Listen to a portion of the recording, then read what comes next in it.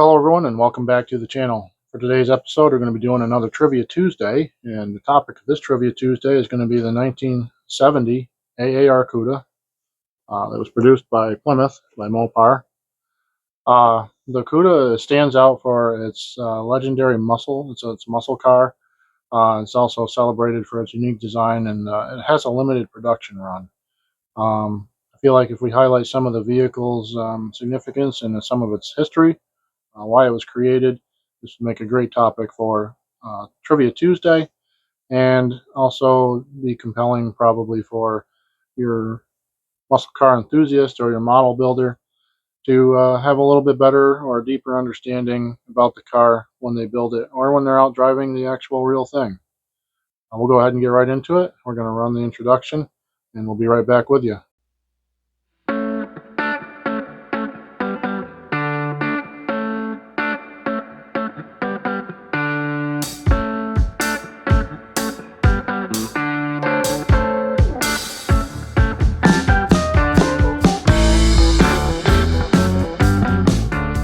All right, so a couple of things I want to get right out of the way before I go into the facts that I found about this car. Is one of the reasons why I do this video segment on Tuesdays once a month is I like to encourage engagement from my audience, encourage learning, and I feel like this is a great mechanism to promote that. I have a lot of feedback. My last Trivia Tuesday, I got a couple of things incorrect about the 57 Bel Air, and I had some really decent comments and feedback that helped me get the correction made and what I call my knowledge base. So I'm encouraging anybody that hears anything here that they don't really think might be correct, go ahead and hit me with a comment or give me an update. Maybe you've got more information to add. And the sources that I checked, I'll put in the description, but they're just sources off the internet. I'm no car expert. I do this mainly, like I said, for engagement and for learning, and I feel like it's accomplishing both. So thank you for that engagement tool, or using this as a tool of engagement. So right off the bat, I wanted to know why it was called the AAR Cuda. What does AAR stand for? So it's a classification by the SCCA, which is the Sports Car Club of America, and stands for All American Racers. The name reflects the strong connection between that part of the heritage and also Mopar and motorsports. The car was designed specifically to compete in the SCCA Trans Am circuit, right here in the States.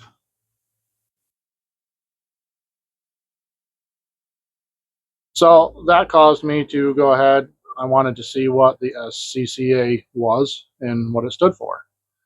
So what I was able to find was that it's a nonprofit motorsports organization. It's a Trans Am series, and it has a significant role in shaping the racing landscape that we see today in our more modern motorsports. So that was, I found that to be quite interesting. All right, so the 70 AAR Cuda was a very limited, well, the civilian version, not the race version, was a very limited production run in terms of these numbers. Total numbers that I found that this car produced, or was produced of this car, was 2,724. So a little bit shy of 2,800.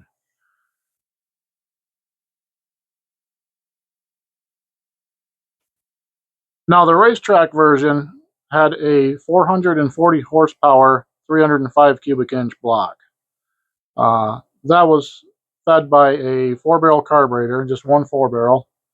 And the civilian version, which is the model we see here, that version had the 340 cubic inch block, and it had a 6-barrel carburetor. I believe some people referred to it as a 340.6. That produced 290 horsepower, not 920. I almost said that backwards. 290 horsepower, and he had a bore and stroke of 4.04 on the bore and a stroke of 3.31, which was given, I believe that gives the displacement, if I'm correct. I know somebody watching will correct me if I'm wrong, because I've had a lot of really good interaction with people through doing this series. All of the production models, for this car were out of, if I'm saying it right, Hamtramck, Michigan. It was one of the assembly plants. It was in use and possibly still is to this day. I did not look that up. All right, so your primary transmission for this car, which was the preferred transmission to be mated to the 340 block, was the 727 Torque Flight Automatic. Now you could also opt to buy the manual, but I believe that was an option, and the preference for appears to be maybe torque and horsepower output was the automatic. That automatic option also gave drivers a little bit more, like drivers that couldn't drive standard. They gave them an option to run this car, and it also gave them a little bit more comfort behind the wheel. All right, so in the thumbnail, I had mentioned that this was going to be sort of like a second unboxing. I don't think I'm going to go as in depth as another full unboxing, but one of the things that made this particular car model unique is, I'm trying to get to it here, it had side port exhaust. And here's your exhaust system. There we go. So that's your exhaust system right there. You come down off the block, you come down out into the mufflers, and then you go out. And this exits just before the rear tires. That was a special exhaust that was produced for this car. By producing this exhaust for this car, it allowed it to comply with the SCCA standards, and it was carried over to the road model that was released to the public. So it was in the race version and the road version. So one of the things that I went over in the unboxing was the tires. I actually like these tires, and I don't know why they came. I don't know what happened to them, but here's your tires. And the tires in the model kit are just a little bit, I don't know if you can see it or not, but they remind me of like when oil hits water. There's a little bit of almost like a color distortion there. So I think that's kind of neat. The car itself did have two separate size tires for the front and the rear. Your front tires was E60 by 15. They were a 14-inch tire. And the rear tires were slightly larger. They were a G60 by 15. It says they're both 14-inch tires. Now, what I know about cars is if it's a by 15 or a 14, that indicates your rim size. But then it says it's also a 14-inch tire, so that indicates the rim size. I did a considerable amount of research, but I didn't find why that was stated the way it was, or why the tire was classified how it was. So I welcome the input. Put this over here. Now, the AAR was offered in a wide range of colors. One of the colors that I really like is avocado green. I know that this thing is bright green, but one of the colors that I really like is avocado green. I noticed that there was a whole bunch of color options. I think I wrote in.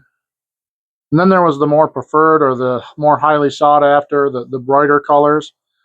They added $15 to the MSRP of the vehicle, and I also wrote down which color choices were the ones that I guess were the more flashy. So you got lemon twist, it's a yellow. You got Tor, it's Tor-Red, so like Tor Red. Vitamin C, obviously it's an orange. In violet, metallic, and then limelight, which is obviously what this car is trying to accomplish here. Now, the hood design of this car, it was a functional hood scoop, which means it was open. Let's see if it's open on our model here. It was a functional hood scoop. There goes the tires. That was fully made of fiberglass, according to the research that I found. And you can see that, yes, our hood scoop is open, making ours functional, and also your vents back here are open. Really nice. It contributed, because it was painted black to reduce glare, it contributed to the aggressive stance and the appearance of the car, while also providing engine cooling. You can see that air cleaner right there behind the opening, and you can also see the openings on the top here. And what I had found was they used fiberglass to reduce weight. I don't know what the weight difference is, what the ratio is between fiberglass and sheet metal. But also, obviously, they painted the hood flat black, like I've already mentioned, to reduce glare and enhance visibility for the driver. Some of the AARs, sorry, I got my heater on, it's drying me out. So on some of the AARs, the interior, the color choice was designed to complement the exterior color, and then you had some that were just your basic flat black. Most models were equipped with the black interior. That's probably what we'll do with this. I don't think we're going to do anything color matching on the interior, but it was stated in some of the research that some of the color match or the complementary interior really created quite a striking car. You know, it was an eye-catching vehicle when you saw it on the road. So the car featured both drum and disc brakes. You had disc brake up front, obviously. You had 11-inch drums in the rear, and your steering was a 24-to-1 ratio, which was listed as a pretty quick steering. So once again, I don't actually work on cars, so I may be wrong about that. I'm just relaying what I found. Like I said, my sources will be down below, and if you hear something that you think needs to be addressed, I actually really like that. I like the interaction here. So then I looked up movie cars, and it said that the AAR Cuda had made appearances in major Hollywood movies, but the one that offered the most photographs and offered the most literature was, I believe, Fast and the Furious 6 and 7. It said that Dom drove one of these, and it was like a flat black, or like maybe a gloss black with the flat black hood. I don't really fully remember the photo. I did offer. I've got some photos that I can offer to go along with the video here, and I'll probably just put them off on the side there. I've got a little bit of an opening right here so that you can see the photos, and I can still continue to bring you the information. So this was a really fun Trivia Tuesday for me to do. It took a fair amount of work. I'm really enjoying doing these. I've learned a lot, and I will be doing another Trivia Tuesday. I've actually written a video schedule for myself, so I don't know if Trivia Tuesday is going to be every month or every other, but I will be continuing the Trivia Tuesdays, just like the Kid of the Month. I don't know if that's going to be every month or every other. If I can work them both in to where they're every month, they will be every month. I'm not certain that I'm going to be able to with my work schedule, with me getting busier with some of my tasks and taking advancements. So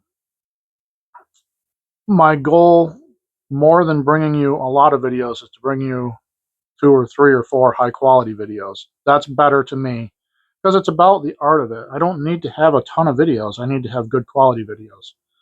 So anyways, enough of that. Enough housekeeping, so to speak. If you followed along to the end, I appreciate it. If you leave me a comment, leave me your thoughts, I'd appreciate that too. If you haven't subscribed yet, that would be very helpful to the channel and to my family. And until we see each other again, everyone out there be blessed, and everyone be safe, and thank you for watching.